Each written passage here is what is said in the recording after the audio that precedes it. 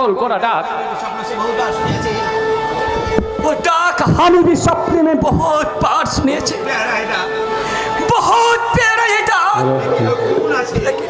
लेकिन ये कौन है कौन? के के तुम्ही? আমি এক হতভাগা বাবা। बाबा হ্যাঁ হ্যাঁ আমি যে সর্বহারা ভিখারি গো বাবা। এই বিশাল জনসমুদ্রের অতল গহ্বরে আমার স্নেহের মুক্ত দুটো হারিয়ে গেছে। তাই তো 22 বছর ধরে তাদের আমি তন্ন তন্ন করে ঘুরছি। তোমার কি হারিয়েছে পাগলা বাবা? আমার হাসি খুশি অনেক সংসার, স্ত্রী, পরিবার আর 2 খোকা। হ্যাঁ গো বাবু সারা, হ্যাঁ 22 বছর আগে এক 27 ফাল্গুনের অভিশপ্ত সন্ধ্যায় দুর্ভাগ্যের ঘূর্ণি ঝড়ে কোথায় যে হারিয়ে গেল আমার সেই 7 রাজার দল। মায়ের স্নেহ চুম্বন আর বাবার আদর দিয়ে যাদের দিন চলত, না জানি তারা কোথায় কিভাবে আছে। হয়তো কেউ তাদের আদর করে কাছে টানবে না, স্নেহ শীতল চুম্বন দিয়ে ঘুম পাড়ানি গান গিয়ে তাদের রাজপিতার চোখে কেউ শান্তির ঘুম আনবে না। আর আমি তোদের স্নেহের কাঙাল হয়ে থাকতে দেব না। আমি তোদের মায়ের সব অভাব পূর্ণ করবো।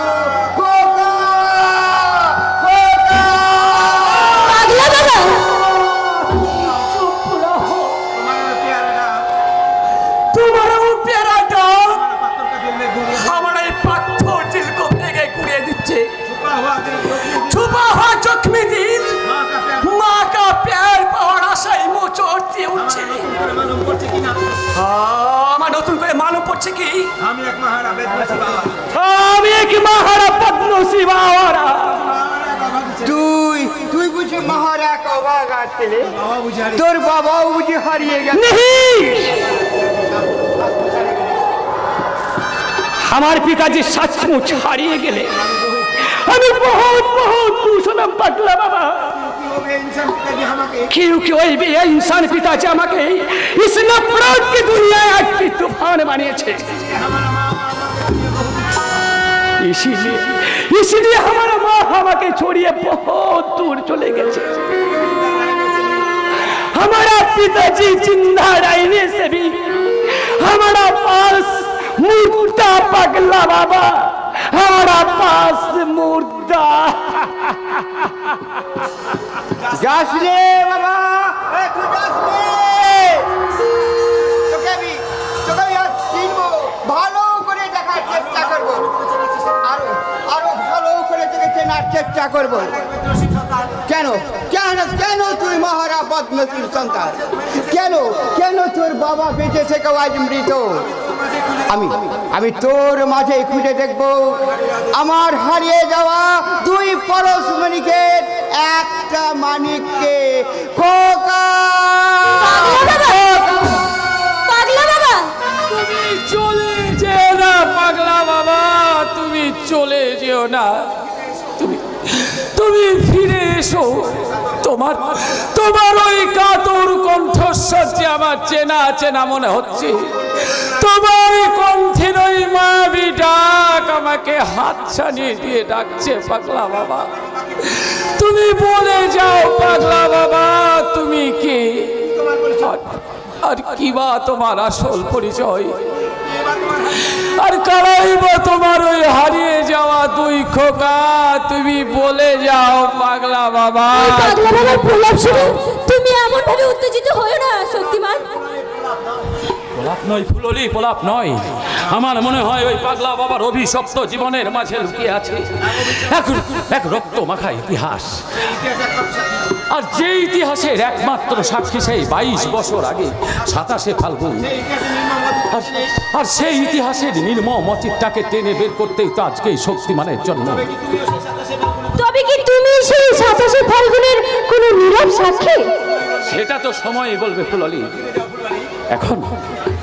এখন তুমি ফিরে যাও ফুললি, কারণ এখন তোমার আর কোনো ভয় নেই, কারণ ওই শক্তি মানে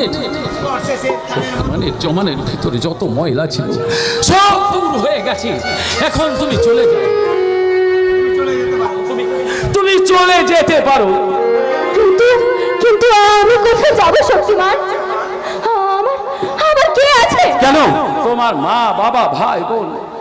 মা বাবা ভাই বোন একদিন সবই ছিল, কিন্তু কিন্তু এখন যে আমার কেউ নেই শক্তিমান। কেউ নেই মানে? ছোটবেলায় আমার মা মারা যান। বাবা ছিলেন ভুজঙ্গ নাগের কারখানার একজন শ্রমিক। আমার বাবা ওই ভুজঙ্গ নাগের ওই শয়তানটার ওপর কথা বলেছিল বলে ওই ভুজঙ্গ নাগ আমার বাবাকে খুন করেছে শক্তিমান। আমার বাবাকে খুন করেছে। আর তুমি? আমি আমি আমি ওই বস্তির এক ছোট্ট ঘরে থাকি। ফুল বিক্রি করে কোন রকমে আমার পেট চলে যায়, কিন্তু কিন্তু ওই বস্তির গুন্ডা বদমাইশগুলো সব সময় আমার উপর নজর রাখে। কখন যে ওই গুন্ডাগুলো আমার তুলে নিয়ে গিয়ে না না না, এই এই শক্তিমান বেঁচে থাকতে এই পলাশ ডাঙ্গার বুকে আর কোনো নারীর সম্মানহানি হবে না। তবু আমার যে অনেক ভয় হয় শক্তিমান।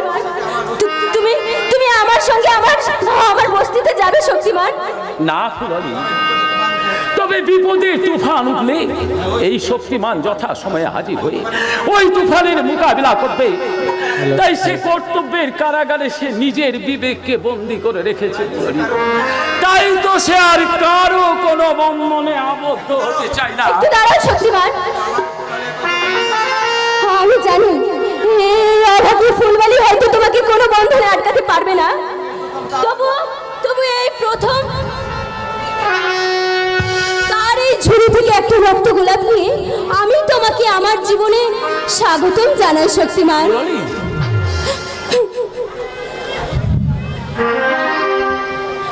কারণ তোমাকে দেখে আমার ভেতরটা যে কেমন কেমন করে শক্তিমান। তাই তো আমার মনের ভেতর থেকে বেরিয়ে আসছে শুধু তোমার জন্য ভালোবাসা। এই জীবন তোমাকে দিলাম বন্ধু, তুমি শুধু ভালোবাসা দিও বন্ধু, তুমি শুধু ভালোবাসা দিও। এ জীবন তোমাকে দিলাম বন্ধু, ভালোবাসা দিও বন্ধু, তুমি শুধু ভালোবাসা দিও।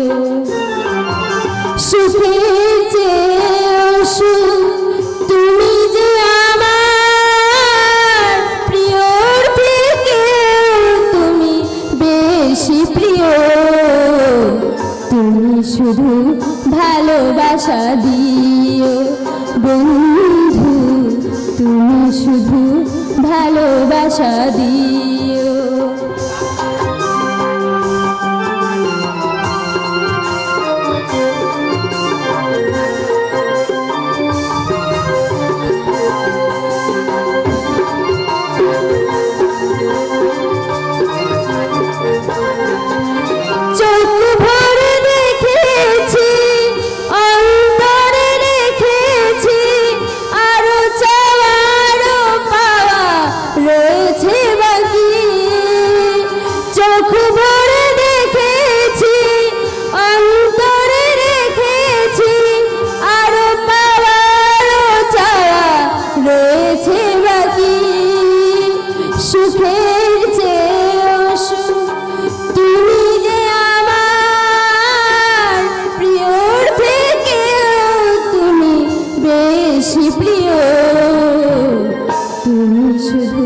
ভালোবাসা দিও বন্ধু, তুমি শুধু ভালোবাসা দিও।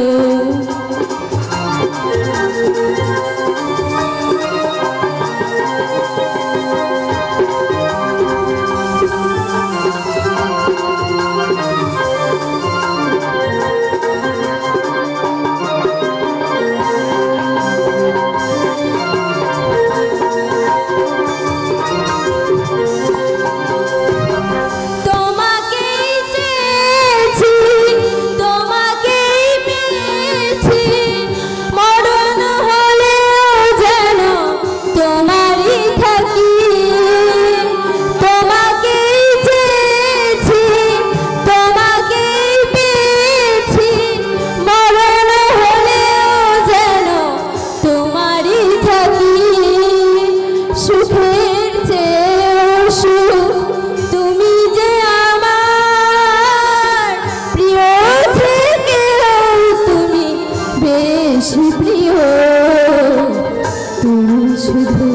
ভালোবাসা দিও বন্ধু তুমি শুধু ভালোবাসা দিও বন্ধু তুমি শুধু ভালোবাসা দিও।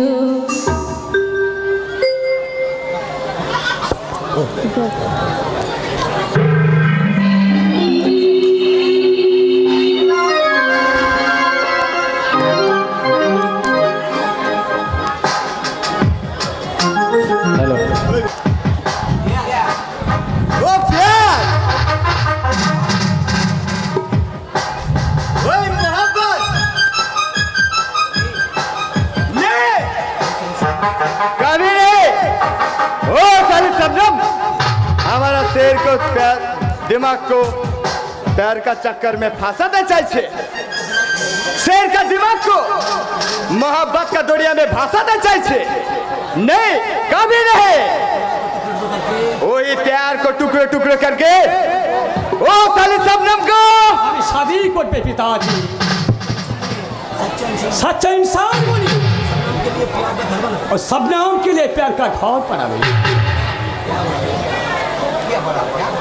क्या बोला बेटा तू इंसान बन बे ওই प्यार का घर बनाबे কেন পিতাজি কেন এই শের খান শয়তান বলে কি ইনসান বনতে পারে না? अरे बेटा ये आज का दुनिया में इंसान बनना बहुत मुश्किल होता है ये सारे दुनिया तेरे नाम का पर गुंडागर्दी का स्टैंप लगे हुए है तू इंसान बनते चाहिए ये दुनिया वाले तेरे को झूठा समझते ये अंधा समझ तो ठीक है पैसा छुरा मार दे वही नफरत का सामने हमारा इंसानियत दिल एक सच्चाई का घर बनावे पिताजी। लेकिन तू खा भी की रे बेटा एक खूनी गुंडा होने के नाते कोई आदमी तेरे को नौकरी दिबे ना ये भूखा पेट में कोई आदमी एक पैसा भी भीख देवे ना पिताजी ये दुनिया वाले सिर्फ ताकत वाले की ताकत से चलता है रे बेटा ये दुनिया में 1 रुपए भीख मांग ले कोई भी साला भीख देवे ना लेकिन उसका सामने चाकू और पिस्तौल धर ले वो साला डर से पूरा पॉकेट खाली करके तेरे हाथ में पकड़े दे आज का दुनिया सिर्फ चाकू और पिस्तौल का ऊपर चलता है रे बेटा चाकू और पिस्तौल का ऊपर चलता है लेकिन ये शेर खान और को भी चाकू पिस्तौल छोड़बे ना पिताजी। तो मेरे जवान का क्या होगा वो साला शक्तिमान को घायल करने के लिए हमें जो 10,000 रुपए एडवांस लिए थे और रुपया वापस कर दो और शैतान का साथ और हमें कोई काम करबे ना। क्या बोला बेटा तू हमारा बात सुन में ना अरे बेटा ये रहमान उस्ताद अपने को भूखा रेखे तेरे को 22 साल से पाल पोस के इतना बड़ा कर लो यही কথা তুই বেয়াদ হয়ে গেলি বেয়াদ হইনি পিতাজি তুমি আমাকে सिर्फ पाल पोषी করেছো लेकिन कभी अपना जन का प्यार तो नहीं सर बेटा दुनिया का कोई पिताजी को तुम दिखिए जो छोटे उम्र में ही अपना बेटार हाथे किताब और कलम तुले ना दिए चाकू और पिस्तौल तुले दिए सर बेटा केनो पिताजी केनो केनो केनो तुम्हें अपना बेटा को शैतान का माफिक बड़ा कर ले केनो छोटे उम्र में ही अपना बेटा को स्कूले भेजले ना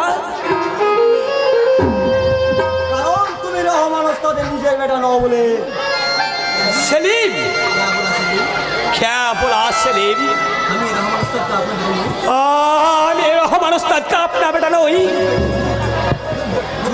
ए झूठ बेटा झूठ ये छोकरा बिल्कुल झूठ बोलছে না ঝুট নয়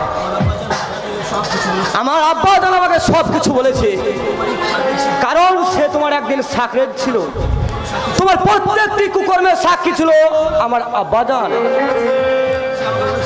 সে আমাকে বলেছে কি বলেছে সেলিম তোমার জীবনের আসল ইতিহাস আমার জীবনের আসল ইতিহাস হ্যাঁ সে ভাই ए छोकरा ভালো চাস তো तेरा जबान बंद रख না এই বস্তির সবাই জানে যে এই শের তোমার নিজের বেটা নয় কিন্তু ও চাকুর ভয়ে সবাই মুখ বন্ধ করতে বাধ্য হয়েছে। আসলে खामोश छोकरा, और एक बात भी झूठ बोलेगा तो मैं तेरा जबान के काट लूंगा। पिताजी लेकिन याद रख कैसे तू हमारा अपना बेटा है से 22 साल से तेरे को पाल पोस के इतना से छोटा बड़ा कर ये छोकरा के झूठा बात को सास बने को ले तू हमारे साथ गद्दारी कर बे तो इसका अंजाम बहुत खतरनाक होगा। हाँ पिताजी पिताजी সেলিম, তুই ঠিক জানিস ও রহমান ওস্তাদ আমার আপনা পিতাজি না আছে। আমার আব্বা যেন আমাকে কখনো মিথ্যে কথা বলে না সে ভাই। আমি বলছি তুমি ওই রহমান উস্তাদের নিজের বেটা নয়। তো আমি কোন আছে? কোথায় আছে আমার আসলাম বাজার? কি আমার আম্মি জান? কোথায় আমার আসলি খান? কে কি আমি? ये अल्लाह तू मुझे बता दे আমি কোন আছে কোন?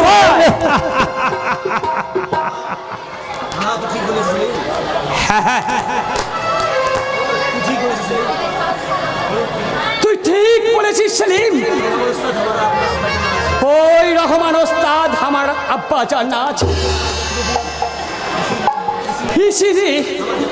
इसीलिए हमारा जख्मी दिल अब्बा जान का प्यार चले।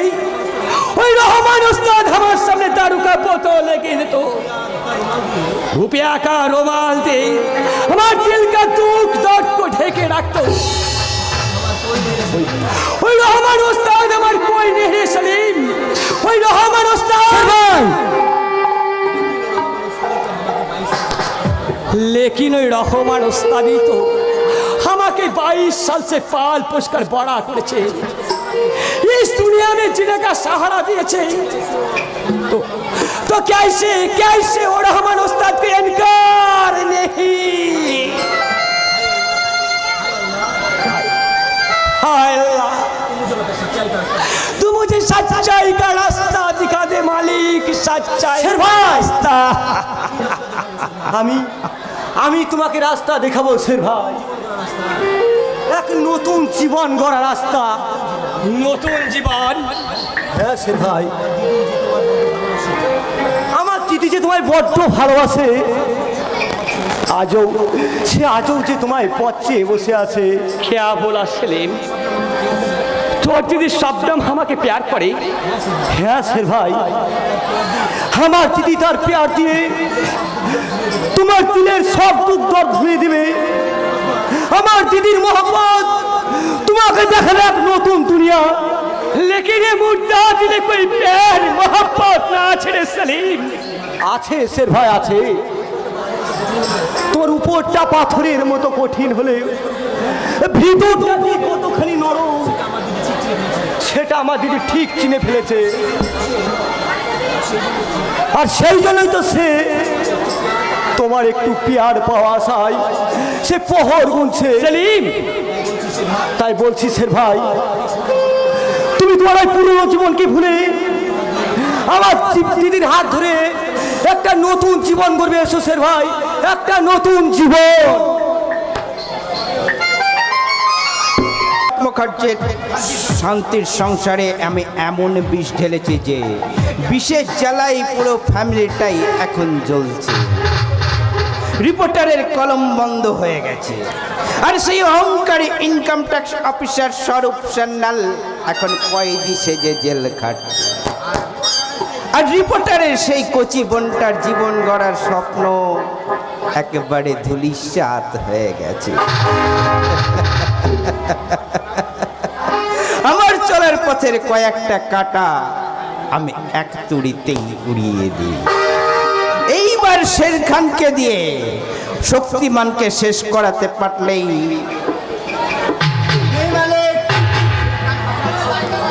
वो शेर खान हमारा और कोई बात सुन लेना। তুই কি কায়দা করে শের খানের কোনো রেট বাড়াতে এসেছিস রহমান? मालिक দেব 20, 25, এমনকি 50,000 টাকা লাগলেও আমি দিতে রাজি আছি। যেমন করে হোক শের খানকে তোকে শেষ করতেই হবে, কারণ আমার চলার পথে ওই শক্তিমানই একমাত্র বাধা। মালিক, মালিক, हमारा बात तो सुने। না রহমান, আমি আর কোনো কথা শুনতে চাই না। আমি শুধু শুনতে চাই ওই শক্তিমানের মৃত্যু সংবাদ। বল, কত টাকা চাই তো? 25, 50, 1 লাখ টাকা? ওই লাখো রুপিয়া দিলেও भी ও शेर खान ये काम করবে না মালিক। এক বস্তি वाली लड़की ও शेर खान का दिमाग बिगड़े दिएছে। ও शेर खान এর সঙ্গে ও लड़की का साथ प्यार का घर बसाবে, ও शादी করে इंसान बनবে। একদম মিথ্যে কথা। কাল শের খান শক্তিমানের কাছে মার খেয়ে পালিয়ে এসেছো বলে আজ তুমি মিথ্যে কাহিনী শুনতে এসেছো। ও ঝুট মত বলেন ম্যাম সাহেব, ও शेर खान शेर আছে। শের না বিড়াল, সেটা কাল রাতেই প্রমাণ হয়ে গেছে। এ কি বলছিস সেটা? হ্যাঁ দাদা শোনা, আমি একদম ঠিকই বলছি।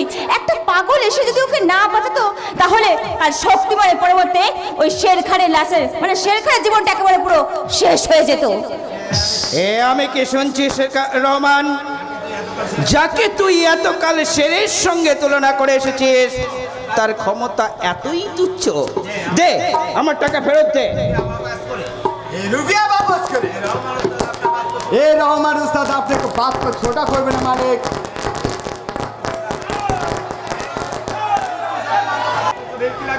ए रहमान उस्ताद बेलकी লাগিয়ে দিতে পারে। आप मत सोचें मालिक, ओ साला शक्तिमान को हमें না রহমান, আমি শের খানের কথাই তোকে টাকা দিয়েছি, তাই কাজটা আমি শের খানের হাতে দেখতে চাই। আর দ্বিতীয়বার শের খানকে ওই শক্তিমানের মোকাবিলা হওয়ার জন্য তো প্রস্তুত হতে পার। যেমন করে হোক শের খানকে রাজি করাতেই হবে। लेकिन ओ शेर खान हमारा और कोई बात सुनবে না মালিক। কেন? তোমার নিজের ছেলে তোমার কথা শুনবে না? ओ मेरा अपना बेटा होले तो ओ साला जरूर सुनतो, लेकिन ओ ओ शेर बेटा को हमें जरूर समझावे। বল, কে ওই मैं ही उसका असली पिताजी। आप मत सोचें मालिक, वो शेर को हमें जरूर समझावे, उसको हमें जरूर समझावे मालिक। দাদা শোনা, আমার মনে হয় ওই রহমান ওস্তাদ কিছু কথা গোপন করে গেল। দাদা শোনা, কি গোপন করতে পারে?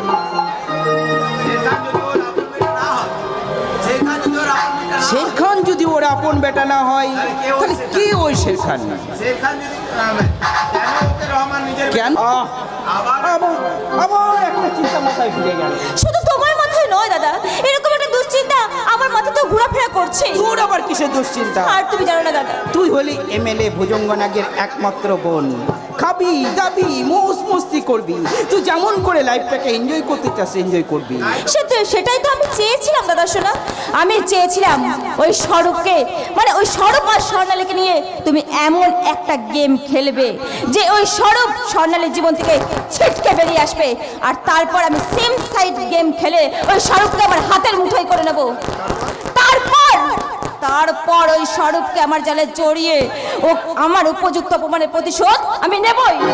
আমি তো সেই গেমটাই খেলতে চেয়েছিলাম সেটা, কিন্তু স্বরূপ যেভাবে অফসাইডে ঢুকে ফাউল করে বসবে কে জানতো?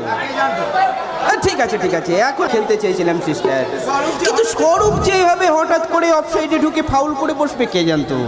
যাই হোক, থাক এখন এই ব্যাপারটা একবারে আমি ক্লোজ করতে চাই, কারণ একটা সিরিয়াস ব্যাপার আমার মাথাতে খারাপ করে দিচ্ছে। সিরিয়াস চ্যাপ্টার মানে আজ ফ্রান্স থেকে এক বিজনেস পার্টনার আমার বাড়িতে আসছেন, আর তাকে যদি খুশি করা যায় তাহলে সে হয়তো আমাকে তার বিজনেস পার্টনার করে নিতে পারেন, কিন্তু এই মুহূর্তে তাকে খুশি করা আদর আপ্যায়ন করার মতো আমি ঠিক তাকে কাউকে খুঁজে পাচ্ছি না।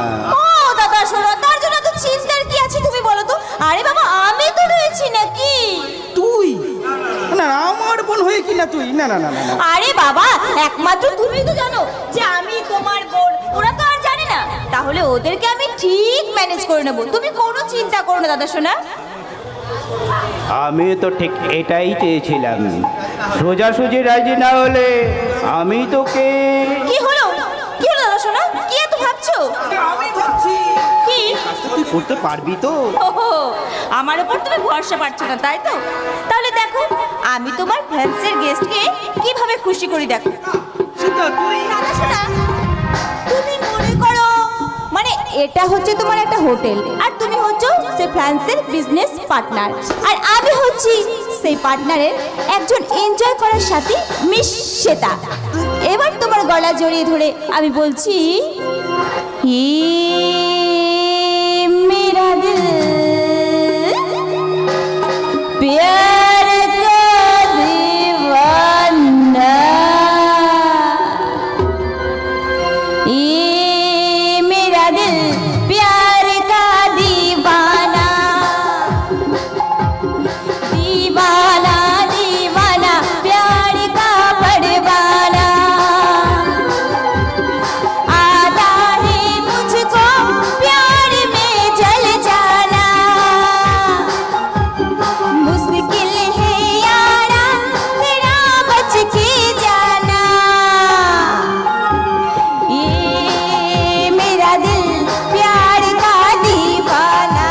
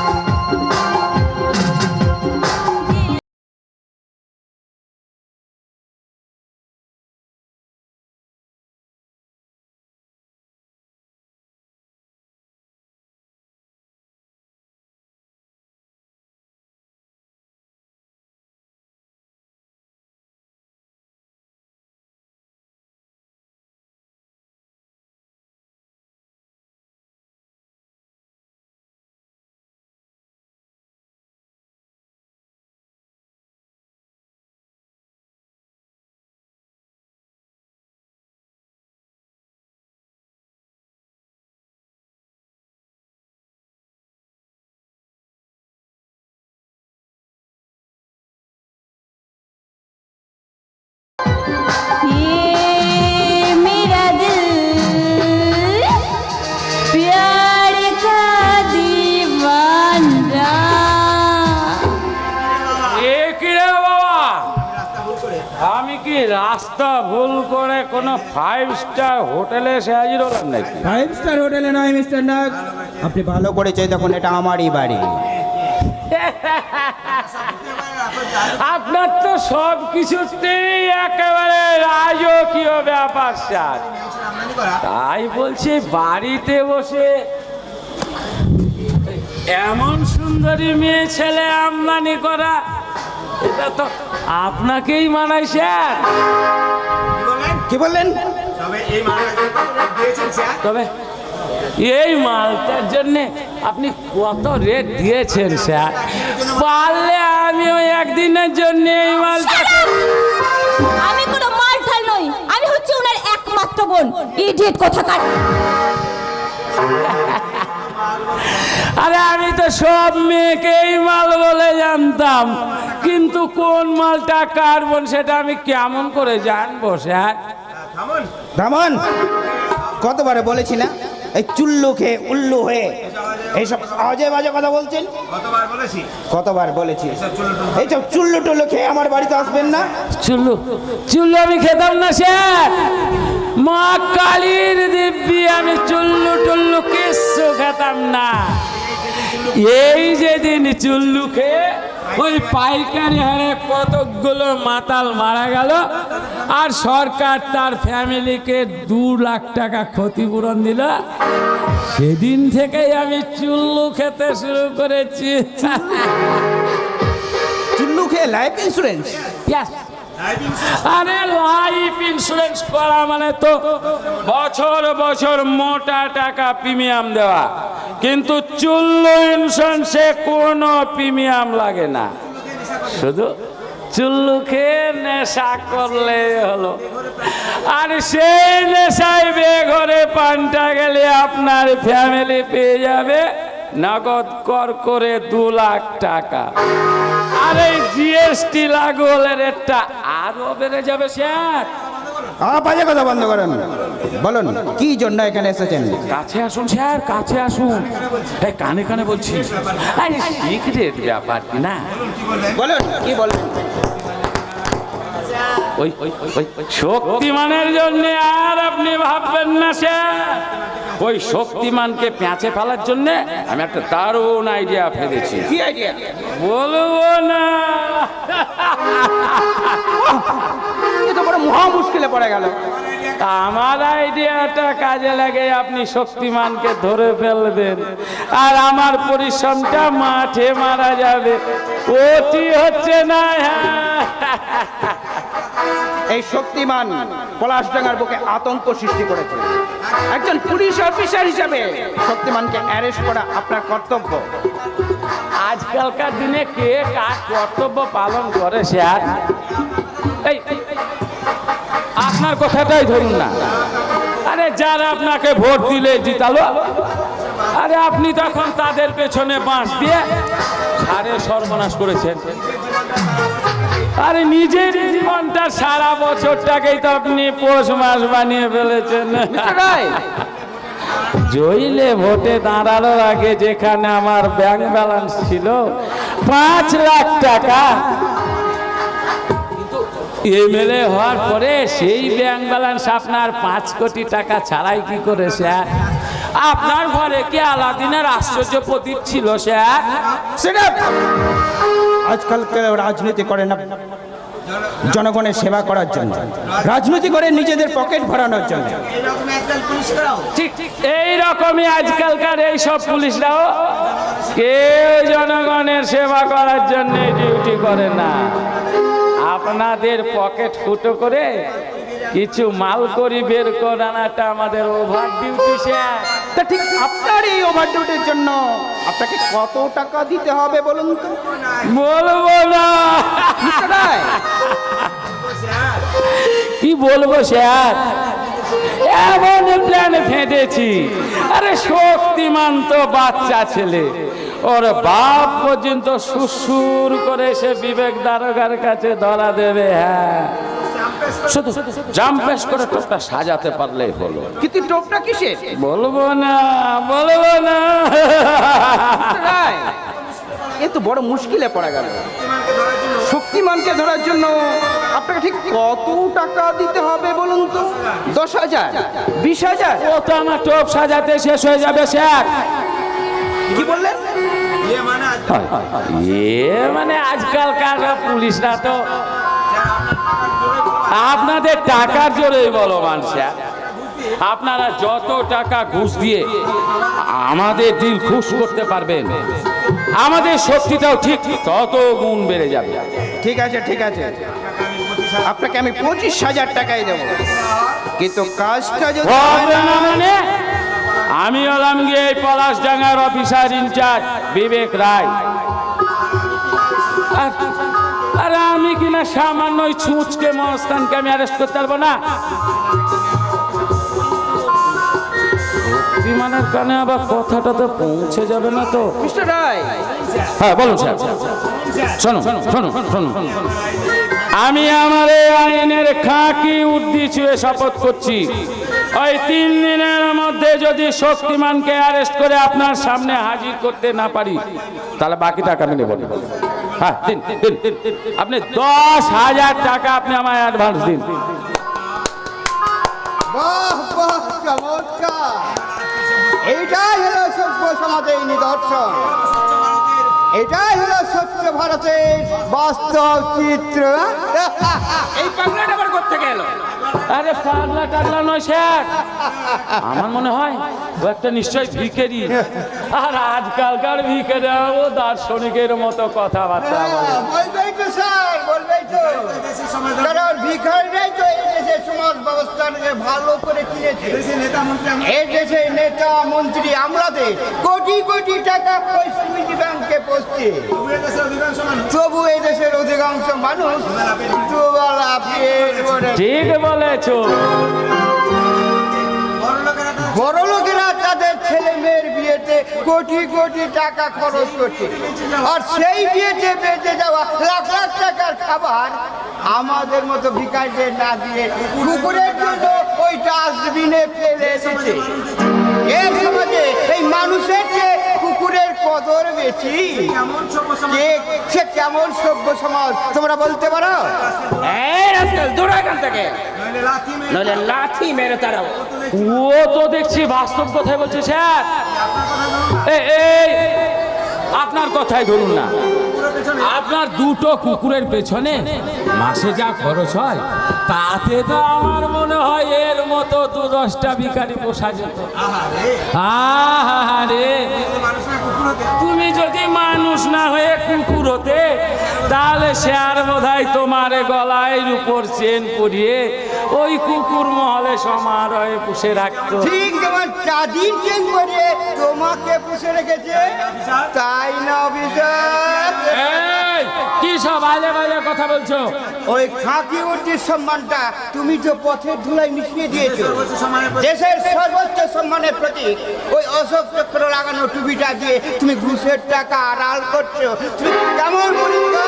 আমি তো জাতেই পুলিশ, কামে না বুঝেছো? আমি যদি জাত পুলিশ হতাম না তাহলে এই সব কথাবার্তা বলার অপরাধে তোমাকে আমি সর্বপ্রথম অ্যারেস্ট করে নিতাম।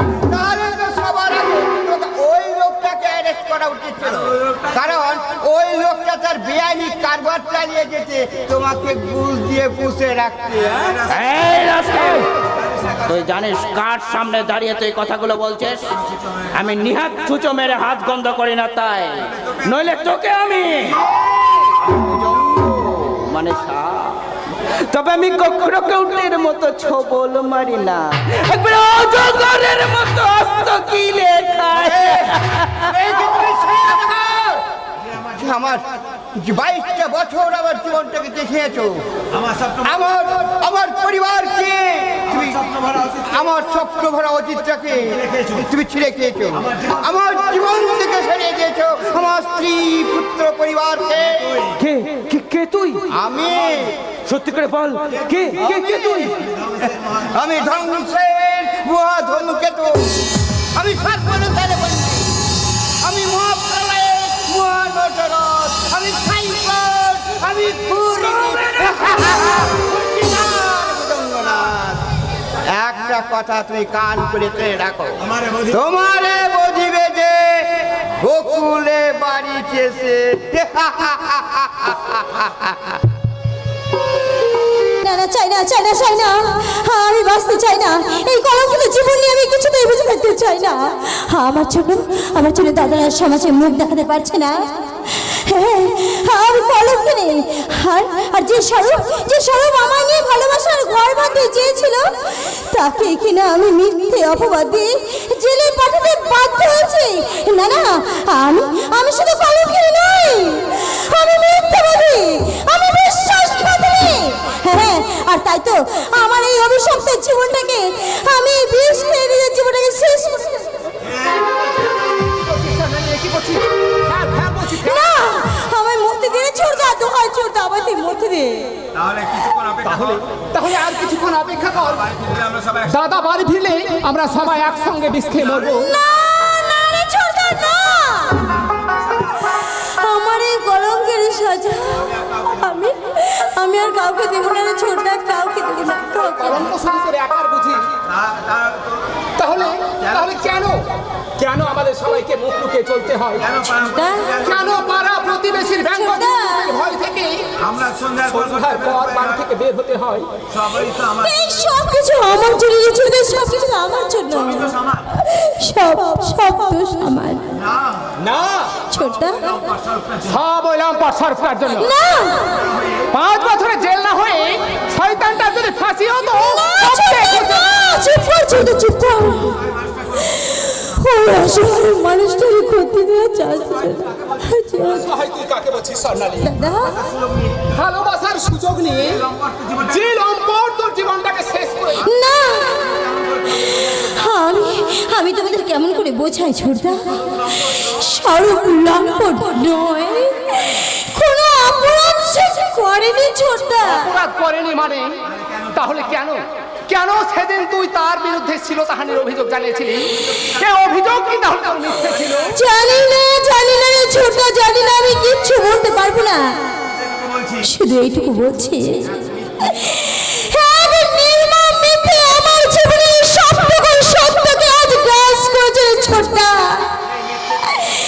সেই মিথ্যেটা যদি কোনোদিন প্রকাশ হয়, তাহলে আমাদের জীবনে নেমে আসবে এক ভয়ঙ্কর বিপর্যয়।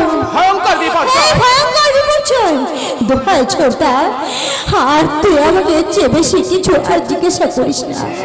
বেশ, আর আমি কিচ্ছু তোর কাছে জানতে চাইবো না। ছোটদা, কিন্তু তুই আমায় কথা দে, আর কখনো তুই মরার কথা ভাববি না। ছোটদা, আমাদের মুখের দিকে তাকিয়ে দেখ। দাদা বৌদি সন্তান না হওয়ার ব্যথা ভুলে আছে। সেই আমরাই যদি ওদের দিকে একটু না তাকাই, তাহলে মানুষ দুটো কেমন করে বাঁচবে বলতে পারে? আমি আর কোনো কথা না, তুই একটু বিশ্রাম কর। বৌদি বলছিল ঘরে চাল ডাল বারন্ত, সন্ধেও নেমে এসেছে। এই সময় আমি কোদলার বাজার থেকে কিছু কেনাকাটা করে আসি, কেমন? যতই তোরা সান্ত্বনার প্রলোভ দেওয়ার চেষ্টা কর ছোটদা, আমার মনের ক্ষতটাকে তোরা ঢাকতে পারবি। ওই স্বরূপের উপরে আমি যে অন্যায় করেছি তার কোনো ক্ষমা হয় না। তবু যদি কোনোদিন স্বরূপের সঙ্গে আমার দেখা হয়, তাহলে আমি তার পা দুটো জড়িয়ে ধরে বলবো, স্বরূপ, আমায় তুমি ক্ষমা করো, স্বরূপ, তুমি আমায় ক্ষমা করো। ক্ষমা? কি স্বরূপ, তুমি? হ্যাঁ, আমি যাকে তোর বলাৎকার অপরাধে জেলে পাঠিয়েছিস, তাকে হঠাৎ এমন দেখে ভূত দেখার মতো চমকে উঠলি যে? না, মানে তুমি জেল থেকে ছাড়া পেয়েছো? আরে ছেড়ে দেবে কোন শালা? আমি তো সারা জেল থেকে পালিয়ে এসেছি। স্বরূপ, কিন্তু পুলিশ আবার যদি তোমায় গ্রেফতার করে? তাতে তোর কি রে শয়তানি? স্বরূপ, এই তুই আমার উপরে মিথ্যে পরোনা চাপিয়ে না স্বরূপ, আমার জীবনটাকে কেরোসিন বানিয়ে দিয়েছিস। অথচ তুইও জানিস আর আমিও জানি যে আমি নির্দোষ। তবুও শালা ওই মিথ্যে পরোনা মাথায় নিয়ে আমাকে জেলে যেতে হলো। কিন্তু না, অপরাধ না করে আমি জেল খাটতে বাধ্য নই। তাই তো জেল খাটার আগে তোকে আমি ভালো করে বোঝাতে এসেছি বলাৎকার কাকে বলে। স্বরূপ, খেও না স্বরূপ, ওই বিষয় মত তুমি খেও না স্বরূপ, খেও না।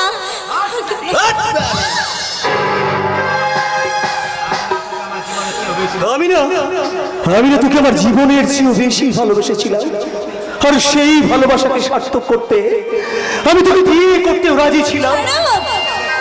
তাহলে কেন এইভাবে আমার সঙ্গে তুই প্রতারণা করতে পারলি? এই বুঝি আমার ভালোবাসার প্রতিদান? স্বরূপ, তুমি আমার কথা শোনো। আজ আমি তোর কোনো কথাই শুনবো না। আজ তোকে আমি জানোয়ার আমার ধর্ষণ করবো। চলে আয়, তারপর নিজেকে আমি পুলিশের হাতে তুলে দেবো। চলে আয় শয়তানি, চলে আয় শয়তানি, চলে আয়। এ কি পুলিশ? এই শয়তানি, আমি ওই পাশের ঘরে লুকাতে চললাম। পুলিশকে তুই আমার কথা বলেছিস তো তোকে একেবারে কেটে কুচি করে ফেলবো।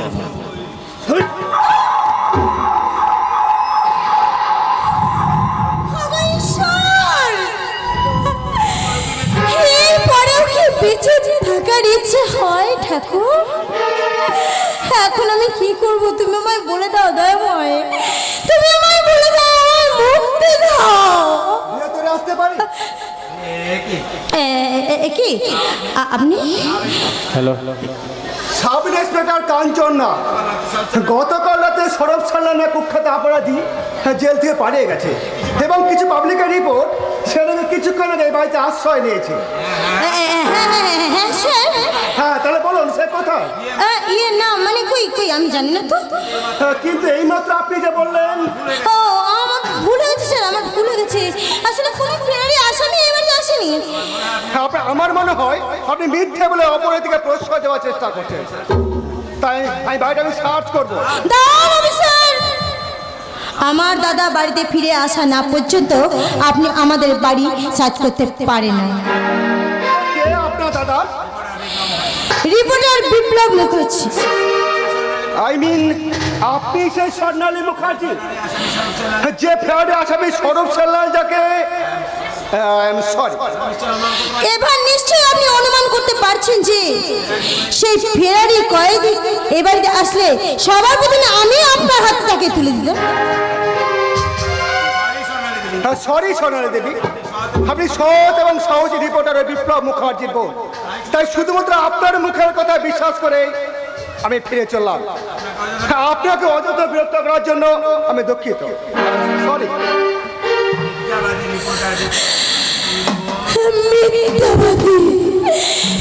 বিপ্লব মুখার্জি, রিপোর্টার বিপ্লব মুখার্জির বোন আছে মিথ্যাবাদী। আজ মিথ্যাবাদী স্যার তার জীবনের ভেলার জাহাজ আজ মিথ্যের সাগরে ভাসিয়ে দিয়েছে, তাই তার জীবনের ভেলাটা হয়তো কঠিন মৃত্যুর সাগরে আস্তে আস্তে একটু একটু করে ডুবে যাবে। আর সেই মিথ্যার সাগর থেকেই তুমি কুড়িয়ে আনবে মুঠো মুঠো বাঁচার মুক্ত স্বরূপ। স্বরূপ তার জীবনের সমস্ত যুদ্ধ পরাজয় স্বীকার করে চিরদিনের মতো এই আলোর জগৎ থেকে হারিয়ে যেতে চলল স্বর্ণালী। তাই এই হতভাগা স্বরূপকে তুমি ক্ষমা করো স্বর্ণালী, তুমি ক্ষমা করো। আমার উপর তুমি প্রতিশোধ নেবে না স্বরূপ?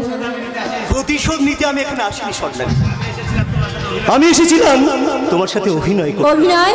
হ্যাঁ, অভিনয়।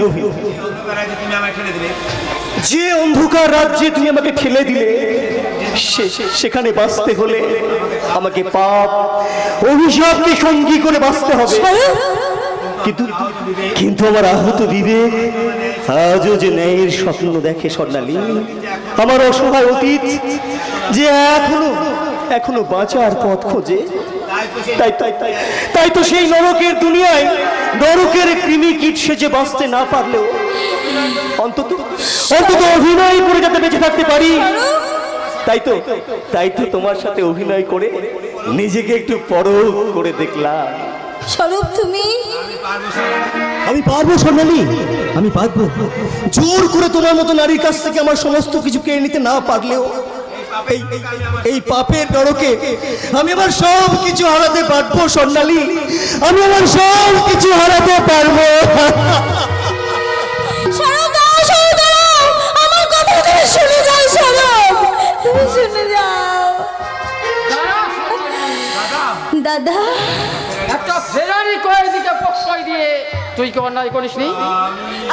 আমি তুই না আদর্শবান এই রিপোর্টার বিপ্লব মুখার্জির বোন?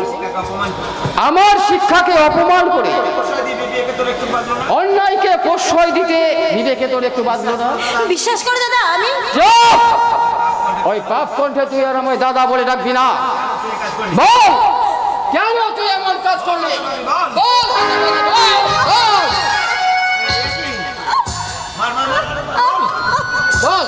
বল, কেন কেন তুমি এইভাবে মেয়েটাকে মারছো?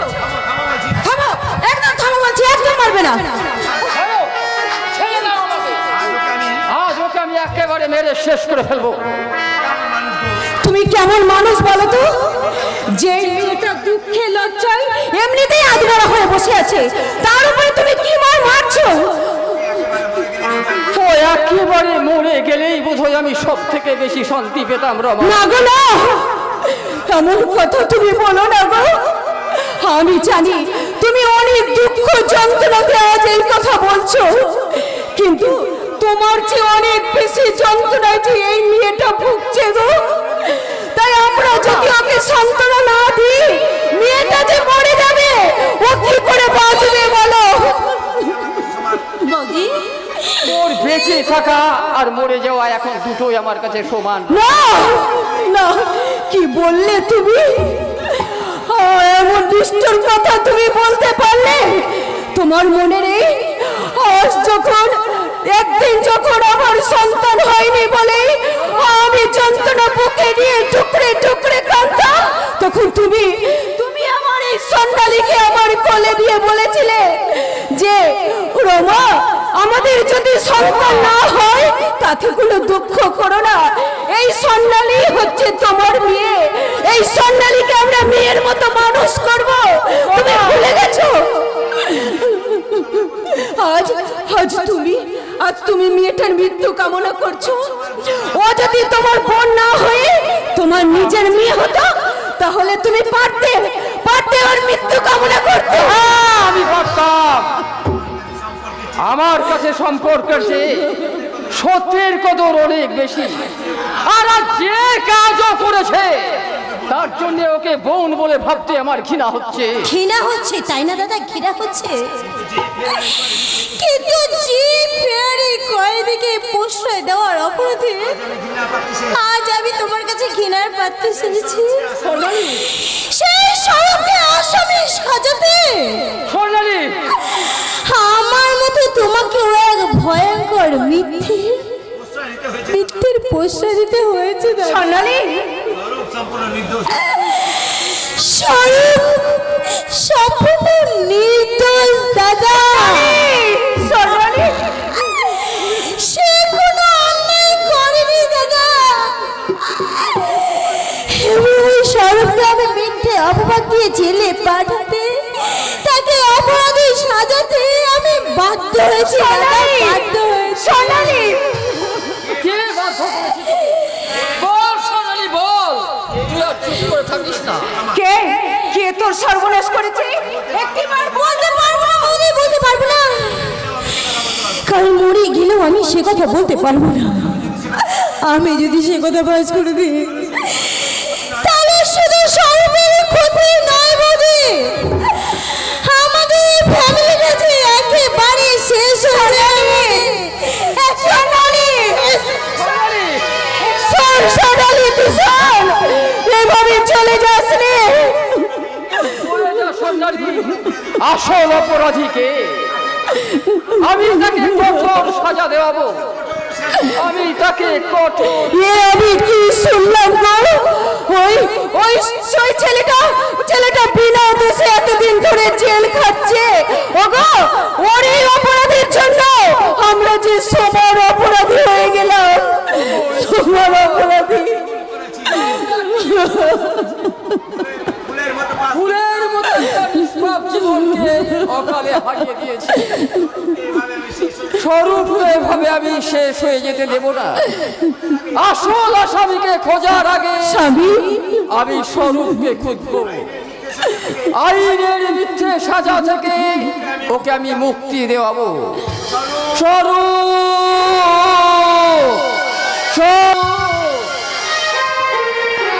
হ্যাঁ গো, তোমরা কি আমার খোকাদেরকে দেখেছো? একজনের বয়স 8 বছর, আর একজন 9 মাসের ছোট সোনা। দুজনে না ভীষণ দুষ্টু, একদম ঘুমোতে চাইতো না। তাই তো ওদের মা দুজনকে বুকে জড়িয়ে ধরিয়ে ঠিক এই গানটা গেলেই ঘুম পাড়াতো। ঘুম যায় রাজকুমার মেঘ পরিদের সাথে, ঘুম যায় রাজকুমার মেঘ পরিদের সাথে, পৌঁছে দেব তোমায় আমি ওই স্বপ্নের দেশে। ঘুম যায় রাজকুমার মেঘ পরিদের সাথে, লা লা লা লা লা লা লা। কে গায় এমন বাবা, তুমি আমার খোকাদেরকে দেখেছো বাবা? কারা তোমার খোকা পাগলা বাবা? তা তো জানি না, তবে তবে শুধু আমার এইটুকু মনে আছে, 22 বছর আগে ওদের ওদের মাটাও মরে গেছে, আর ওরাও আমার মুখ থেকে হারিয়ে গেছে। জানো জানো বাবা, আমার বড় খোকা যদি বেঁচে থাকে সে তোমার বয়সেরই হবে। কে গো তুমি পাগলা বাবা? আর কারাই বা তোমার খোকা? আর কেমন করেই বা হারিয়ে গেছে তোমার ওই হারানো 2 সোনা মানিক? সে এক মর্মান্তিক কাহিনী বাবা। সেই দিনটা ছিল 22 বছর আগে, এক 27শে ফাল্গুনের সোনালী সন্ধ্যা, আমাদের বিবাহ বার্ষিকীর শুভ দিন। বিবাহ বার্ষিকী? হ্যাঁ হ্যাঁ হ্যাঁ, আমরা স্বামী স্ত্রীতে যখন সেই মধুময় অতীতের স্মরণ উৎসবে মগ্ন, তখন তখন হঠাৎ চমচুচের মতো উদয় হলো এই ভুজঙ্গনাথ আর তার পোষা গুন্ডা। ভুজঙ্গনাথ? শয়তানটা আমাকে বেধড়ক ভাবে মারধর করতে লাগলো। আমার স্ত্রী তাকে বাধা দিতে এলে তাকে দর্শন করে খুন। পাগলা বাবা, আর সেই দুর্ঘটনার ঘূর্ণি পাকে কোথায় যে তলিয়ে গেল তা আমি জানি না বাবা। তবে তুমি কি সেদিনে সে আদর্শবান পুলিশ অফিসার সত্যবান রায়? না না, সত্যবান রায়ের সত্য আজ মাটিতে মুখ থুবড়ে পড়ে গেছে। তার আদর্শ আজ ডুকরে ডুকরে কাছে। আজকের সমাজে যারা আদর্শ নিয়ে বাঁচতে চায় তাদের পরিণত ঠিক এমনি হয়। কিন্তু তুমি সত্যবানের নামটা জানলে কি করে? কে কে বাবা তুমি? মনে করো আমি তোমার ওই স্নেহের সরোবরে ফোটা একটা ছোট্ট কমল।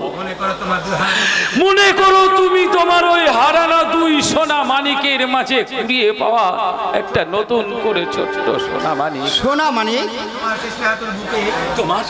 তোমার ওই স্নেহাতুর বুকে তুমি আমায় একটু জায়গা দেবে না পাগলা বাবা? আমার এই পিতৃস্নেহের ভাগ আমি কাউকে দেব না। আমার খোকারা যখন ফিরে এসে দেখবে তার বাবার স্নেহাতুর হৃদয়টা অর্ধেক দগল হয়ে গেছে, তখন যে তারা বড় অভিমান করবে। না না, আমার এই পিতৃস্নেহের ভাগ আমি কাউকে দেব না। খোকা, খোকা।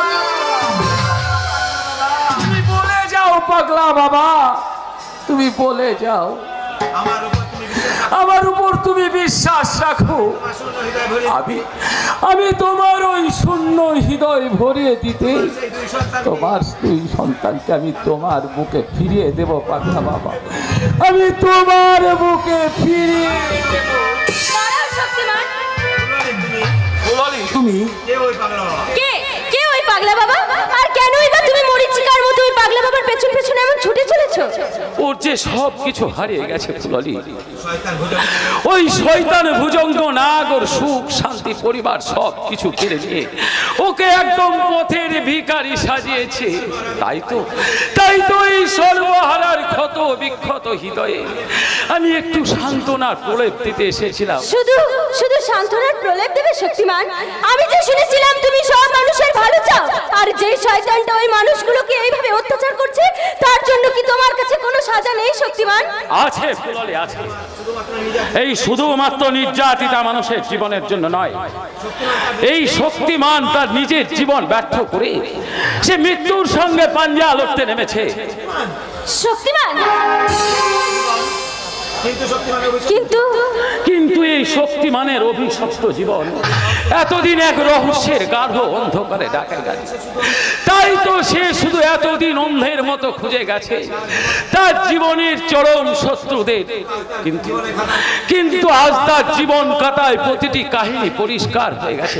শক্তিমান, তাই তো এই শক্তিমান তার অভিশপ্ত জীবনের মাঝে চরম প্রতিশোধ দিতে উল্কার বেগে ছুটে যাবে ওই ভুজঙ্গ নাগের মোকাবিলায়। আমিও তোমার সেই জীবন যুদ্ধে জয়ী, আমিও তোমার সঙ্গিনী হতে চাই। তুমি আমাকে নিয়ে যাবে না? আমি যে তোমার পাশে থাকতে চাই শক্তিমান। ফুলবালি নয়, আমাকে তুমি ঝিমলি বলে আমাকে তোমার বুকের কাছে টেনে নাও। যেদিন শের খানের হাত থেকে তুমি আমার সম্মান রক্ষা করেছিলে, সেই দিনই তোমাকে আমি আমার সুখ স্বপ্ন সব কিছু উৎসর্গ করে দিয়েছি শক্তিমান। সেই দিন থেকে